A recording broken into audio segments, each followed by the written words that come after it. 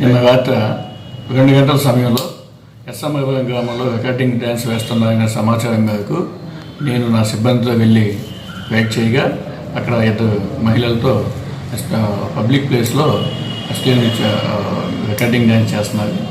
వాళ్ళని అదుపులోకి తీసుకొని దాన్ని ఆర్గనైజ్ చేస్తున్న వాళ్ళని కూడా అదుపులోకి తీసుకోవడం జరిగింది. ఈ సందర్భంగా మొత్తం 5 కేసులు నమోదు చేయడం జరిగింది.